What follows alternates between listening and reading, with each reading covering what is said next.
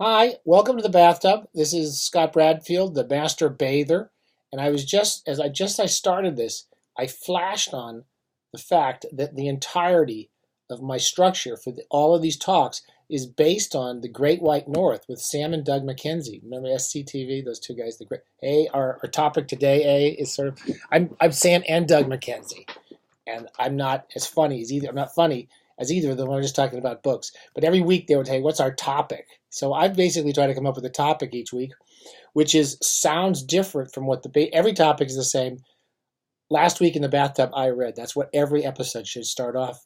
Last week I read this, but I try to come up with a little topic so it sounds like there's some sort of structure. So our topic this week is the perennial favorite, which is if you like so and so, you're going to like such and such. Now this week it's if you like Ian McEwan, as I do, then you might like somebody who you don't know who is named James Lasdun. And I'll tell you about both my reading relationship with both of these writers, neither of whom I have met. So it's sort of a spin on the other idea, which is if I was going to, I almost was going to do it with Martin Amis, nay, James Lasdun, yay, but I don't like to be too negative, even though I can't stand Martin Amis. But I've always enjoyed Ian McEwan. And he's one of the few writers who, over the decades now, I pretty much will buy a book when it comes out, and I often will read it shortly after it comes out. There's very few writers who I do that with anymore who are alive. So, for example, when the Cement Garden came out, I was already a sort of fan of McEwan from his short stories, In Between the Sheets. These are actually all nice little not bad shape first editions, so don't try to just steal them. First Love, Last Rights, which is a really terrific short story, and this is another group of short stories, and this is one of his short novels.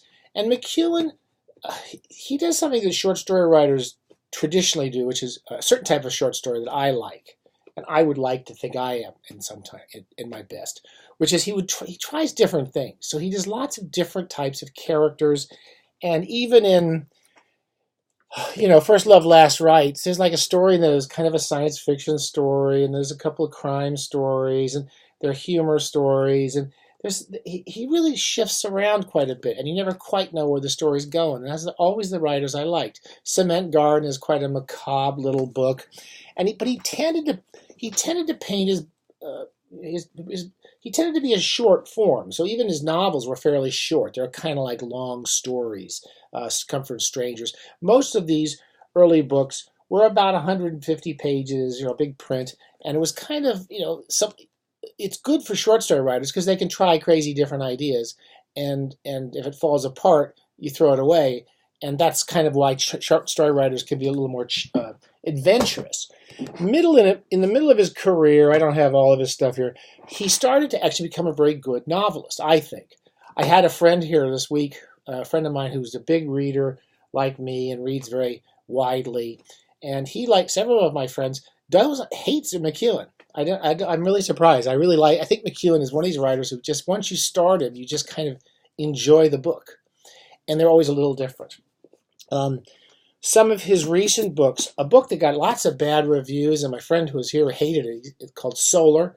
It's about a scientist, as I recall. I read it 10 years ago when it came out, and it's something that McEwan does and James Lasdun does, which is he writes from the point of view of a kind of horrible middle class in England means different from America. Middle class kid who's grown up to be a successful scientist who's a total asshole. And he's the sort of character who, did really well at Oxbridge, and he sucked up to all the right people, and he pissed on all his friends when he got a chance. And he's this kind of recurring character in British fiction. And the guy in Solar is a total rat from the very first chapter, which I think he kills his wife's boyfriend. I can't remember now. And then it's a series of things in his life in which basically when it comes to science and being a selfish prick, he always chooses to be a selfish prick. And McEwan brings you into the kind of reality of the scenes and really makes them quite. I've always just get absorbed. I read them. I enjoy them. I don't think too much about them when they're over. They wrap me up in a world and a character that I find interesting. Saturday is based around my old neighborhood in central near Russell Square, and it's in, I forget what the name of that little square he's in. Anyway, it's during the a lot of the anti-war demonstrations. He writes, like Updike, he also writes about the period he's writing in. He's best known for the Atonement, one of the books I haven't read by him. I really like I kind of didn't mean to spend so much time on McEwan, but I just really have enjoyed most of the books I've read. One of his recent books was Sweet Tooth, which is based on how the CIA started bankrolling kind of liberal, artsy magazines in the 50s and 60s after the war, because the communists were coming in and running things like the Partisan Review and all these kind of left-wing periodicals, and they wanted to run art. They wanted to control the arts, and this was based on some news revelations a few years ago. I really love Solar. Here's another example of why I like McEwan. My friend said the science was wrong. I never care if the reality. I gotta take a sip from it's very hot here. My floral pattern martini glass. It's very warm. Here's another example. This is called the Children's Act. I spent more time than I would like to admit to learning about the horrors of the British family court system, which is just a complete fucking bullshit mess, and everyone in it is corrupt. It's a terrible mess. Now, McEwan had a fairly good experience there, and he became friends with some of the lawyers and some of the judges there, including a horrible man who's actually cited in this. I think it's Judge Ward, total liberal asshole who just did nothing. He pretended he was a liberal, thoughtful man. He was awful. So anyway, I watched these people in court. Awful people. And here he dedicates his book to him, and he kind of learned a lot about what he thought were the good side of the family courts. And he writes his book, which basically has nothing to do with what happens in the family courts. It's about it takes up some crazy thing. I think it's about a Siamese twin or something, and then there's a kid who's got mental illness, and these really kind of fantastically difficult, complex cases that I'm sure do go into the family courts. But 99% of the family court cases in England have nothing to do with any of this. And McEwan just wrote a kind of clever novel about it, which I should have hated. And I still enjoyed it. So that's basically a long argument to say that I think the guy researched the family courts, understood nothing about it, and still wrote a good novel, which is sort of my theory of good literature. He doesn't have to get it right. He just kind of involves you and enjoy the book. All right, long way of going to another writer I read. So I will actually pick up the latest McEwan book, and I will also pick up whatever comes out by this guy, James Lasdun, who you probably don't know. Let me see, I've got a lot of his books here. I don't have them all. Lasdun's a poet. I have read one of his books of poetry and enjoyed it. Can't speak well of it. I read his first book of stories, The Silver Age, 30 years ago, 25, 30 years ago. And it's, again, really good, strange, unusual stories. He writes with a very careful prose style, very elegant writer. And each of the stories is very odd and different and surprising. I can't remember it too well. But like McEwan, he moves around from different characters and into different kind of locales and situations. His second book, I was such a fan. I remember I actually wrote a quote for this book. It's not as good as I recall, but there's another book of stories. A few years ago, he wrote another excellent book of stories called It's Beginning to Hurt. Again, as these came out, I would buy them and read them. One of the few writers I will pick up and read. I would buy the latest Alison Lurie book. I would buy several writers, Brian Moore when he was alive, William Trevor. But Lasdun's worth catching on to now because he's still got hopefully a good career ahead of him, and he's still writing well. So those 3 books of stories. He's another guy who kind of took a long time to get into novels, I think. Now, it was quite a while before he wrote this book called The Horned Man. I want to say it's around the 2002, The Horned Man. I picked it up. There's my remainder stamp at the bottom, and didn't know if it would work. And I started it. I could not put it down. This is another example of a guy that's narrated by this guy. He's middle-class British. He does a middle-class British asshole incredibly well. A guy who's everyone hates, and you're in his head, and he has no idea what he's been doing and why people hate him. He has no idea. And you kind of go through the story learning about what's been going on in his world, because it takes a while because you're hearing it through him. It sounds a little too clever, but it's a really, really good read, and I couldn't recommend it more highly.